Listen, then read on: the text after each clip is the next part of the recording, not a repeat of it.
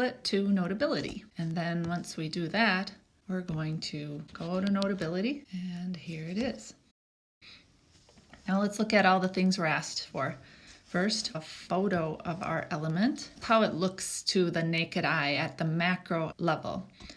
We need to find some of the basic information about it, the name and atomic number, the number of protons, and include a picture of the periodic table square. You can either draw it here with its symbol, let's say you did hydrogen, and put the atomic number and the mass, or you can upload a picture if you find one.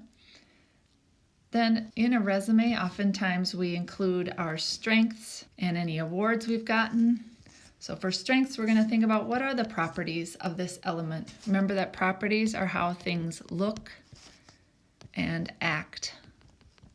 So with elements, it might be shiny or dull, malleable or brittle, or if it's a gas, if it's got a color. And the act part is how it reacts with other elements. Is it reactive or is it not reactive? Things like that.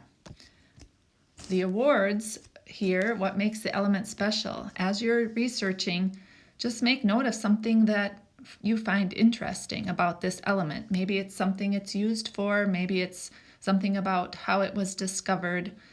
That's pretty open, but just whatever is interesting to you. On our resume, we also include things that we are part of, groups that we participate in. So for our element, the communities that it is part of would include its group and period number. Its identities here would include, is it categorized as a metal, a non-metal, or a metalloid, or semi-metal, or an alkali metal, or a noble gas? If you learn about a group that it's part of, make sure you include that. And in resumes, we will include any work experience we've had. So for our element, we're going to think about that as what are the uses of this element? How is it used by humans? Or maybe how is it important in nature? And then how to reach me in a resume would be your address and things. But here it is, where is it found in nature? In its natural setting, where would people find it? And finally, don't forget to list your sources here. We don't need a fancy bibliography, but just a list of the websites that you use. So make sure you keep track of that so that you don't have to figure that out later. Now I'm going to also go into those websites we gave to just give a little more support there. Back to Schoology. Here is where you will find some websites that we think will help you. So if I go to this Duckster webpage, it said to scroll down. Way down here is a list of elements. So these are the elements that they cover. For example, if you are doing arsenic, I see it here in the middle. I'm going to click on that. And when you open that, it gives you lots of different information about it. A lot of these things here at the top are important for your resume. Its symbol is AS, atomic number, the weight, the classification. It's classified as a metalloid. So that's one of the categories it's part of. And then these things, the phase at room temperature, it's a solid at room temperature. Density is a property. Density is kind of about how heavy it is. Things that are very dense are very heavy, even if you don't have a very big piece. Melting point and boiling point.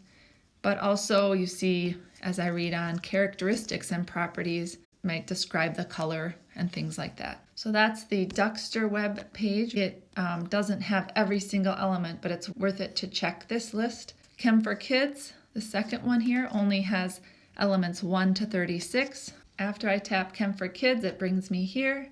If I scroll down again, feel free to read this, but you will find the list of elements they cover on this website below, and it covers up to element 36. Again, then if you tap it, let's say I had the first one here, hydrogen, it brings me to a page about hydrogen. Back to our third one down here, Idaho National Laboratory. This one has a little bit higher reading level, but it includes all of the elements. Again, scroll down And then if you tap on one of these elements, it will give you quite a bit of information. The fourth one down here, the interactive periodic table, you can see a picture of your element there, and you can also tap to get more information. Finally, this last one here I just added is a periodic table that has videos. Just tap on the element you chose. There's lots of other websites you can use in other places. If you just want to Google search your element, that would work too, but remember to keep track of the websites that you use. Finally, remember that all of our assignments have a rubric. You see the criteria on the left, which are the things we'll be looking for when we grade your resume. You can pause here or find this in Schoology. Go back and look at the sample resume that was posted in 2.2 if you want to. I hope you'll have some fun with this. We are excited to see your resumes.